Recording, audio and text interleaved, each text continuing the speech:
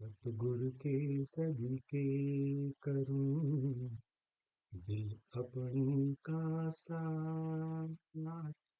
कल जुग हम सो लड़ी पड़ा, मुँह कम मेरा बाप कबीरा, मुँह कम मेरा बाप। कहे कबीरा पाँच। ये जो दोहा है, ये दोहा गुरु की महिमा का वर्णन करता है। सदगुरु के सदिकहि करूं, दिल अपनी का साथ। कलिजुग हम स्यु लड़ी पड़िया, मुँह कम मेरा बाच। यहाँ कबीर कहते हैं कि मैं सदगुरु के सदके करूं, मैं तो सदगुरु के सामने नतमस्तक हूँ, न्योछावर हूँ।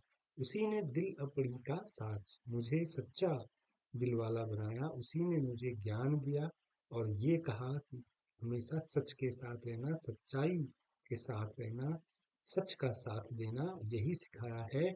और कलिजुग हम स्यु लड़ी पड़िया, और हम इसी ज्ञान की वजह से जो गुरु ने मुझे दिया है, कलयुग आ गया है और कलयुग में मैं अपने गुणों के साथ उस कलयुग के गुणों से लड़ रहा हूँ। कलयुग की अपनी खूबियां है ना, धोखा, लालच, फरेब, मोह, माया। लेकिन जो मेरा ध्येय है वो अत्यंत ही क्या है, मजबूत है। मोहकम मेरा बाच।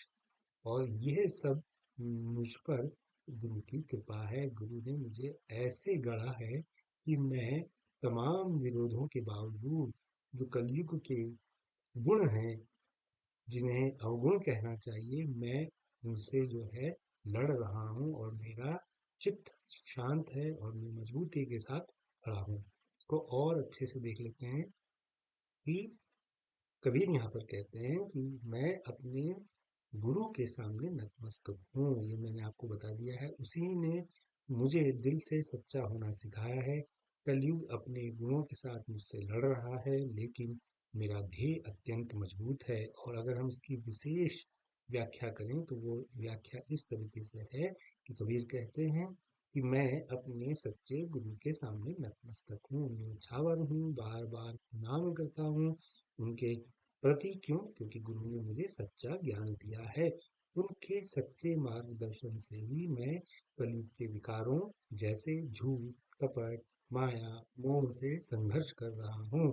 गुरु की दी हुई शिक्षा ही है जिसके कारण मैंने इन विकारों पर विजय प्राप्त कर ली है। गुरु के प्रति समर्पण मेरे अहंकार को समाप्त करता है, और जो कलयुग के आकर्षण है मैं उनसे दूर हूँ। ज्ञान के कारण ही काम, क्रोध और लोभ से बचा जा सकता है। यहाँ कबीर गुरु के प्रति बेहद आस्थावान हैं और गुरु की महिमा का बारंबार वर्णन करते हैं। तो ये दोहा बहुत ही महत्वपूर्ण है। सदगुरु के सदके करूं, दिल अपनी का साच। कलिजुग हम स्यु लड़ी पड़िया, मोकम मेरा बाच। तो ये गुरु के सच्चे मार्गदर्शन की विशेषता बताता है। बहुत बहुत शुक्रिया।